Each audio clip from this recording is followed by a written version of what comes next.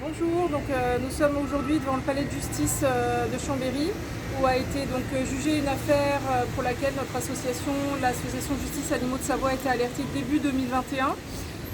Une sordide affaire au cours de laquelle malheureusement 50 chats ont été capturés intentionnellement et noyés par un citoyen savoyard qui s'est octroyé le droit de vie et de mort sur son terrain. Et donc aujourd'hui, nous étions au tribunal pour assister à cette affaire et assister donc au jugement. Nous sommes avec notre avocate, maître Olivia Simiakos, qui va vous faire un petit résumé. Et puis, je lui donne la parole. Oui, d'un dossier assez extraordinaire, dans le sens où c'est vrai qu'on voit régulièrement des dossiers d'actes de cruauté sur animaux, mais rarement sur 50 animaux. Rarement, et c'est d'ailleurs la première fois de ma carrière que je vois un prévenu qui non pas reconnaît les faits mais les revendique, rien n'est de sa faute, tout est de la faute des autres, les nourrisseurs, la mairie qui ne faisait rien, donc c'était normal qu'il tue 50 chats.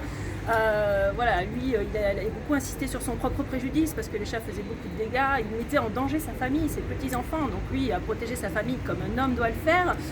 Voilà, le profil également du prévenu est assez particulier puisque c'est quelqu'un qui a des mandats honorifiques au sein du corps militaire, il est président d'associations d'anciens combattants, donc quelqu'un qui est supposé avoir des valeurs et qui pourtant s'octroie le droit de ne pas respecter la loi, estime que la loi de la République est applicable en effet mais pas dans l'enceinte de son jardin.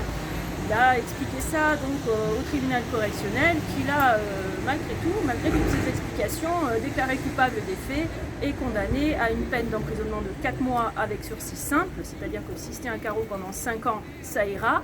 Dans le cas contraire, ça va être un peu plus compliqué. Et il a également été condamné à dédommager l'ensemble des parties civiles, puisqu'il y avait 2 associations, dont la JAS, et également des particuliers dont les chats ont été capturés, puis noyés, sans aucun regret, aucune forme de regret, aucune forme d'empathie du prévenu. Donc un jugement qui me paraît satisfaisant dans la mesure où le prévenu, il ne faut pas l'oublier, avait bénéficié d'une mesure d'ordonnance pénale, donc une mesure alternative aux poursuites, une procédure sans audience, qu'il a quand même cru devoir contester. Il avait été condamné à une peine de 35 heures de travaux d'intérêt général et à dédommager les victimes, et il a contesté cette ordonnance, souhaitant être cité devant le tribunal correctionnel pour encore une fois exposer ces faits justificatifs qui n'ont pas été entendus. Voilà, reste à savoir s'il se rappelle.